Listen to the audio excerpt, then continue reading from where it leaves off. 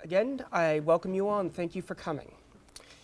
This presentation is the second part of my presentation series, and the first part of this presentation series was given in February 2014. If you're watching this from home, I'd highly suggest watching this one first and the other one second so that they are in historical chronological order. The History of Native American Civilization in Northeast Ohio. J. Harbinger, November 2014, Part 1. What is civilization? According to the Merriam-Webster Dictionary, civilization is the condition that exists when people have developed effective ways of organizing a society and care about art, science, and other disciplines, particularly well-organized and developed society, or all societies of the world. This term is elastic and can be changed. In general, though, civilization can refer to all human societies in the world. Thus, in this presentation, I hope to show that the Native American history of Northeast Ohio is the ancient civilization of this area comparable to the civilizations of the Old World. It's just a matter of perspective. What do we think of when we relate Native Americans to Northeast Ohio? We generally think of geographic names,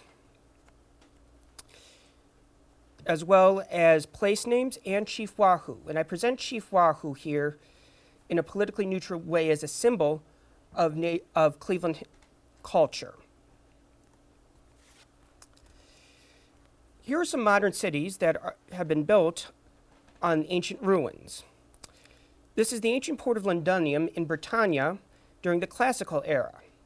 This is the skyline of London in modern England in the 2000s. Here is a picture of ancient Jerusalem in antiquity and a skyline of Jerusalem, Israel in the 2010s. And here is a skyline of Cleveland, Ohio. And to the left of this is the Sunwatch Village Museum in Dayton, Ohio. This museum is a reconstructed Ford Ancient village, and since the Ford Ancient people were related to the Whittlesey people of Northeast Ohio, this is the closest visual representation of the villages that once dotted this area. Archaeological periods are subdivisions of historical areas of geographic regions and societies. Historical areas can be separated in multiple ways, such as the Classical era in European history, as well as the Medieval and Renaissance era, as well as colonization, the Revolutionary War, War of 1812, Civil War, within American history. I would like these historical periods to be seen in the same context for Northeast Ohio. 20,000 to 30,000 years ago, BCE, or before the Common Era, there was the Beringia crossing. That is when Siberian hunters traveled into the Americas for the first time following woolly mammoths. These hunters eventually became the ancestors of modern Paleo-Indians, or what we know of today in the modern era as Paleo-Indian people. So the Paleo-Indian period, according to our archaeological records, was approximately 12,000 to 10,000 years BCE. These people followed mastodons and other Ice Age mammals into the Cuyahoga Valley, and they lived in small nomadic families with movable tents that were made of trees, bones, and deer hides. They hunted deer, wild turkeys, elk, bears, and gathered hickory nuts, seeds, and other flora from this area. Their technology was that of basic stone and bone tools, which they used both for hunting and for their everyday lives and putting their tents together. They used flint for much of their hunting and lifestyle, and the Dis Hour point that we just saw a picture of a few minutes ago is a good example of one of these objects. These people were nomadic and lived in small family groups. And since they lived in small family groups, they would often meet other family groups at flint quarries, and this is where many young people would find mates. They spent most of their lives in moving around the area and would stay in a place a few weeks to a few months and then move to a new area. After the Paleo-Indian period was the Archaic period. During the Archaic period, people still, at least at the beginning of it, people still lived in nomadic groups, but those nomadic groups eventually settled into more regionalized sections. These people lived in what is today Ohio and other surrounding states. They first lived in small nomadic band groups, and these band groups eventually settled into basic settlements that were more permanent. Their lodging consisted of small cone-like huts, as you can see here in the picture. They hunted deer and other animals and gathered acorns and nuts. They practiced horticulture or sustenance farming, and one of the crops they grew with horticulture was known as Bush's goosefoot, which is a quinoa-like grain that is native to Northeast Ohio. This grain was turned into a gruel or cereal-like stew that they would eat pretty much every day. However, growing this grain and this crop was very tricky. Their technology included the atlatl, a picture which you can see here, which is an archaic period projectile spear weapon. In addition to the atlatl, they would also use granite axes to cut trees to turn them into canoes. They also developed jewelry and religious ornaments at this time. As their material culture became more prominent, so did trade between these regionalized groups. Their religion was an elaboration on Paleo-Indian shamanism. Ceremonial burial practices differed between different regional areas, and they were a symbol of different cultures in different geographic regions. At this time, mounds were first built for communal and religious purposes. The Woodland period was one of the most prolific periods within Ohio history. This period of ancient Ohio history was separated into three sub-periods: the early Woodland period, the middle Woodland period, and the late Woodland period. The Woodland period, or the Woodland culture itself, is a general term during this time of history that is akin to Western culture in today's world. The early Woodland period was a transition between archaic culture and new developments. The middle Woodland period was a golden age of the civilization in ancient Ohio and had vast trade networks, plentiful resources, sophisticated mounds, art, religion, pottery, and agricultural technology. The late Woodland period was an era of decline, and this decline was caused by a depletion of resources. The Middle Woodland era is also known as the Hopewell era, and the Late Woodland era is known as the Adena era. In the Adena era, the practice of smoking and the growing of tobacco was first developed. In general, though, the Woodland era was an era of great advancement for the peoples of this area. The Whittlesey tradition. The stages of civilization in Ohio vaguely resemble the patterns of European history in that Rome was a golden age of civilization, followed by the Dark Ages, followed by the rise of nation-states in the Renaissance. Similarly, the Woodland was a golden age of ancient civilization in Ohio, followed by a decline in the late Woodland period, which then resulted in regionalized cultural variations geographically. The culture that arose here in modern Northeast Ohio is known as the Whittlesey culture. I consider this late prehistoric culture, also known as the Whittlesey focus, tradition, or people, to be the specific indigenous culture and civilization of Northeast Ohio. Our area is built on the ruins of their villages. Though we only know the specifics of their material culture from the archaeological records, I consider their culture to be an integral part of our heritage as residents of this region. I feel what we do know about them represents ancient civilization in the local area, and what we don't know about them is interesting to speculate. The Whittlesey culture lived in the river valleys that drain into Lake Erie from the Black River. and they lived in this region as well as the vicinity of Conneaut. It may have spread as far south as Tuscarawas County. Toward the end of the prehistoric period, which was about 1350 to 1650 CE, Whittlesey villages were built on high spots overlooking major rivers. These villages were protected by earthen walls, possibly topped with wooden stockades. The Brecksville Township works in Cuyahoga County, and Conneaut Fort and Ashtabula County are examples of these fortified sites. Social distinctions amongst the Whittlesey were not very strong. Ornaments were made from animal and bird bones. Pipes were made of local stone or pottery. These items suggest numerous social activities centered on family or lineage. These people lived in sedentary villages with Algonquin-like cultural patterns. Each village was its own political unit, and each village was represented by their own pottery style. And thus the pottery styles were akin to what flags are for our geographic units today. They had established villages that overlooked waterways on high bluffs for defense. Their settlement pattern resembled Iroquoian culture with longhouses, and thus there's a bit of a cultural convergence within the archaeological record from what we can see. They grew crops known as the Three Sisters: corn, beans, and squash. They gathered river mollusks.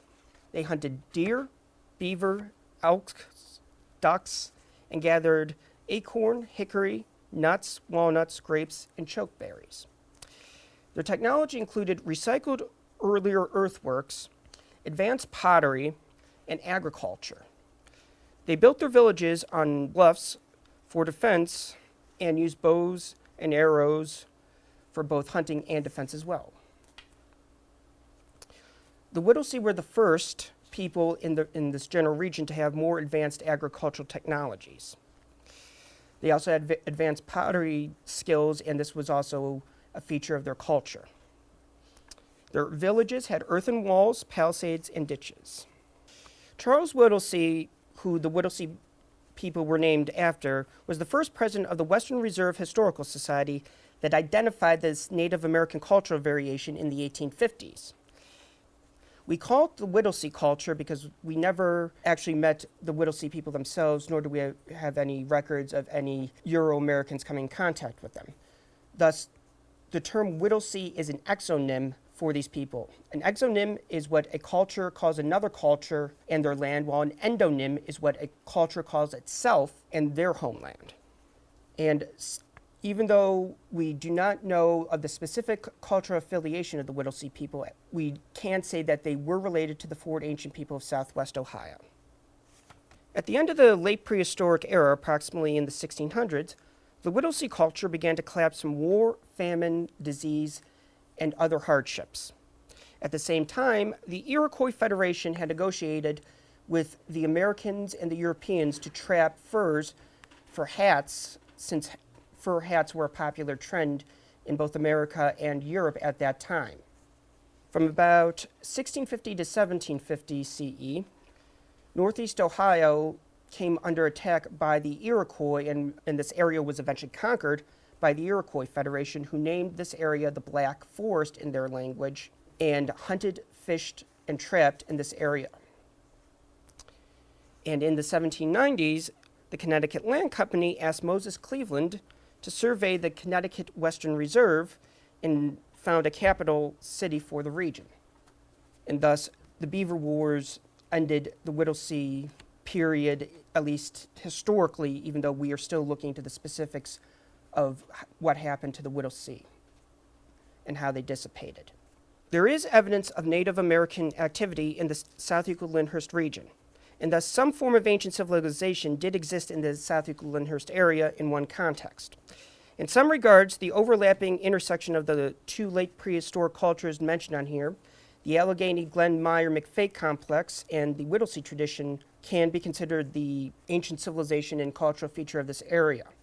And this is in regards to one of the pieces of research I looked at that suggested that the latter cultural complex, which was based in northwest Pennsylvania, overlapped somewhat with the Whittlesey people, and this was a general area where this could have happened. So in that regard, there was some form of ancient civilization in the South Euclid-Lyndhurst area for what we do know of it in the archaeological records.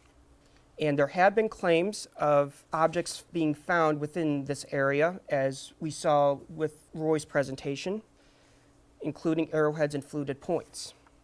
And I would like to say again that I am considering the archaeological evidence and finds of what we did find for what they were to be civilization in the sense of a way of being and people living here for what it was and what we understand them in that context.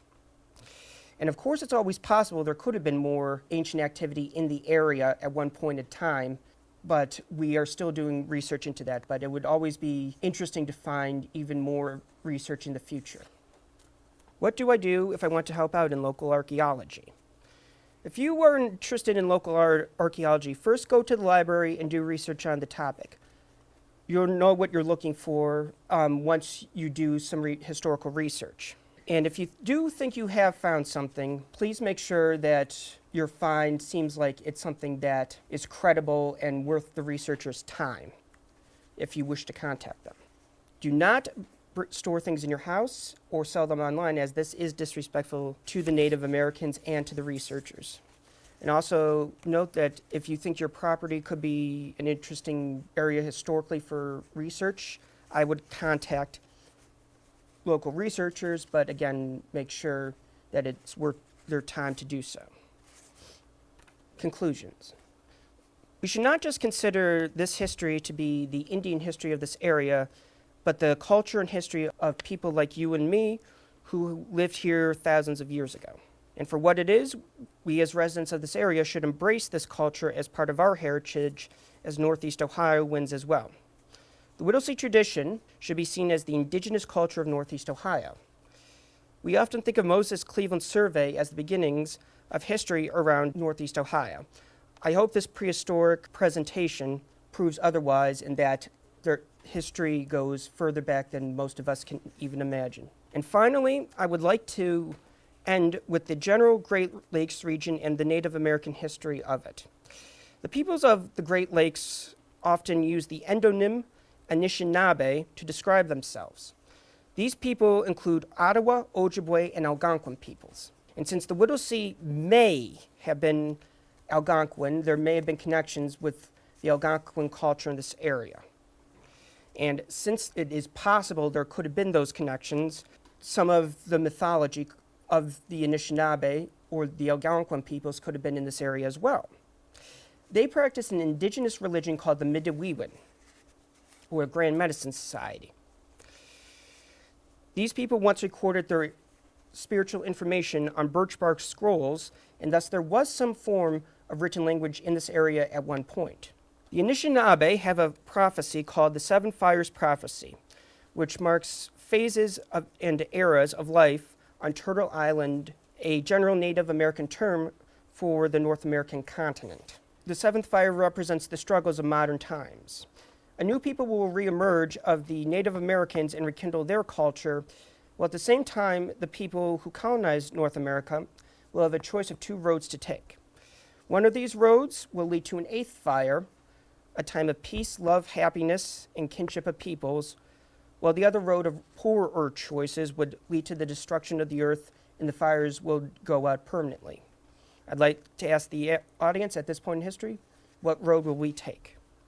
If you are watching this from home, part 2 will pick up at the beginning of the Iroquois control of this area, which was given by another presenter named Karen Lakehouse back in February 2014. Thank you very much.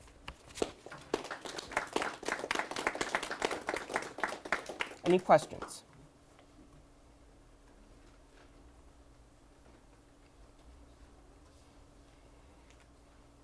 Yes. Some of these artifacts, who keeps those? Where are they? Some of these artifacts are kept in museums, others are kept by local researchers. The ones in our area? Yes. I know the Metro Parks has a few items, and I know some of the other historical centers in the area do as well. Yes. Can you tell us the closest artifact or site dating to Whittlesey? And to South Euclid here? I would say that the closest site would be the South Park Village in Brecksville, which is an archaeological site that was once a Whittlesey village and an Ohio historical marker site. Any other questions? How does the Erie Native Americans fit into this? Are they the same as Whittlesey, or? At first, researchers thought the Erie were the same people as the Whittlesey, but later archaeological evidence showed that there was a little bit more of a cultural variation, in that the Erie were more from northwest Pennsylvania.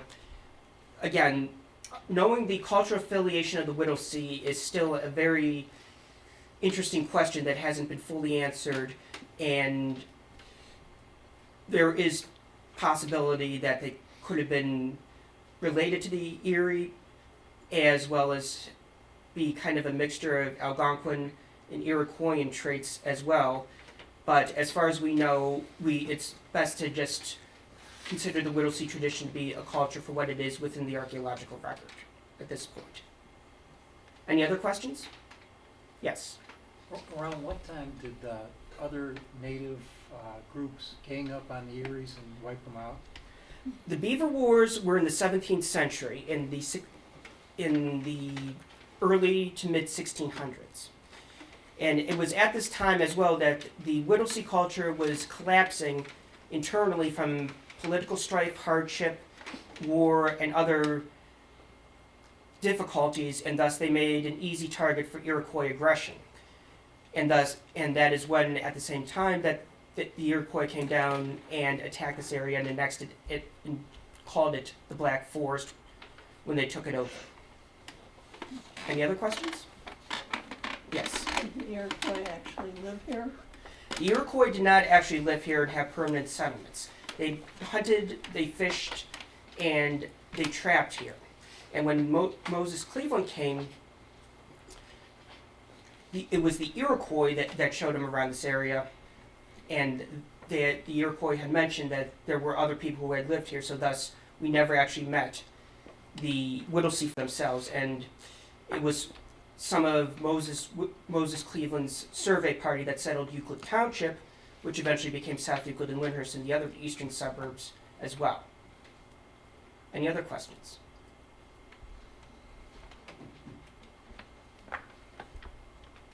All right, thank you very much.